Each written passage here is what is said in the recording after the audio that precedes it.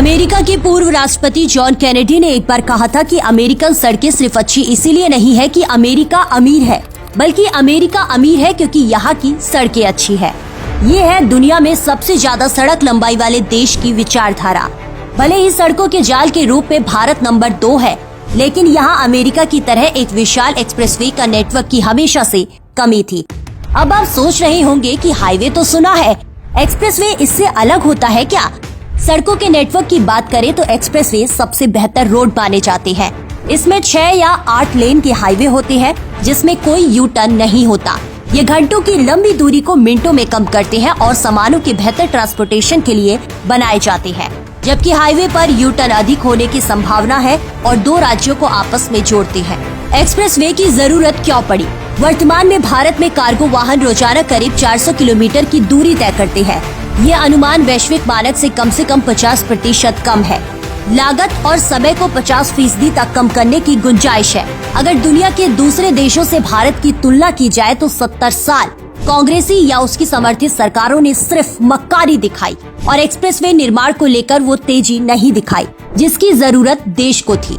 साल 2013 तक हमारे पास करीब 200 किलोमीटर के ही एक्सप्रेसवे थे, लेकिन मजबूत इरादों की वजह से आज करीब 1800 किलोमीटर से अधिक के एक्सप्रेसवे देश भर में है।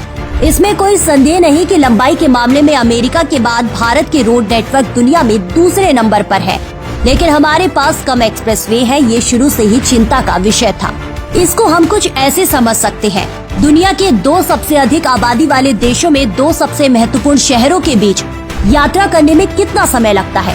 उदाहरण के तौर पर गूगल मैप के अनुसार बीजिंग से शंघाई तक सड़क मार्ग से जाने के लिए 1213 किलोमीटर की दूरी के लिए लगभग 12.5 घंटे लगते हैं। NH48 के माध्यम से दिल्ली से मुंबई जाने के लिए 1414 किलोमीटर की दूरी के लिए लगभग 22.5 घंटे लगते हैं। ईंधन की लागत, भीड़ भाड़, रास्ते में खराब होने वाले सामानों की बर्बादी बहुत बड़ी समस्या है। इसी वजह से भारत को रोजाना करोड़ों का जो आर्थिक नुकसान होता है उसका अंदाजा लगाना भूसे के ढेर में से सुई खोजने जैसा है।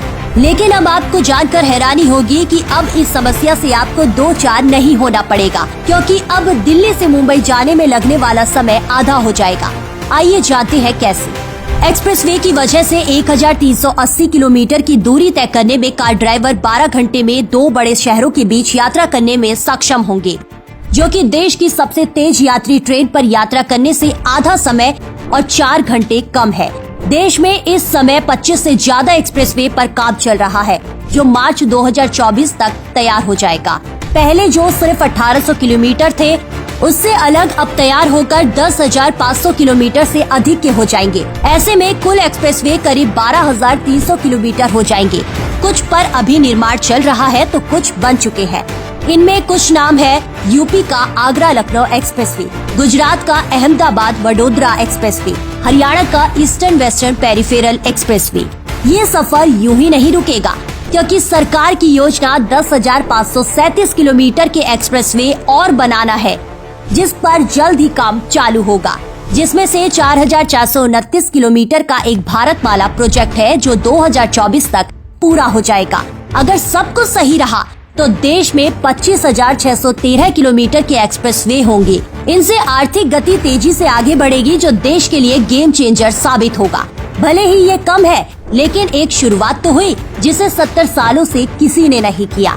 सोचने वाली बात है कि इसमें इतना समय क्यों लगता है। भूमि अधिग्रहण की समस्या, संबंधित पर्यावरण संस्थाओं की मजबूरी, विपक्ष की घटिया राजनीति। लेकिन अब ये समस्या ज्यादा दिन नहीं रहेगी, क्योंकि मजबूत इच्छा शक्ति से ये काम पूरा होना शुरू हो चुका है।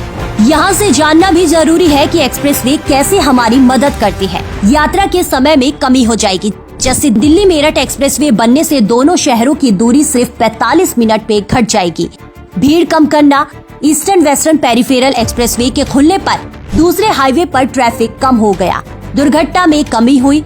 आर्थिक विकास में तेजी आने से परिवहन लॉजिस्टिक की लागत कम होगी। भारत में रसद की लागत 13 से 14% है, जबकि अमेरिका में यह 8% है। ये एक्सप्रेसवे उस लागत को कम करने में मदद करेंगे। तो देखा आपने कि कैसे देश की आर्थिक स्थिति को मजबूत बनाने के लिए वर्तमान केंद्र सरकार किस तरह से एक्सप्रेसवे बनाने की दिशा में तेजी दिखा रही है। कांग्रेस सहित अन्य महामिलावटी दलों को हंगामा करना है तो करने दीजिए, लेकिन देश के विकास की ये गति कम नहीं होने दी जाएगी।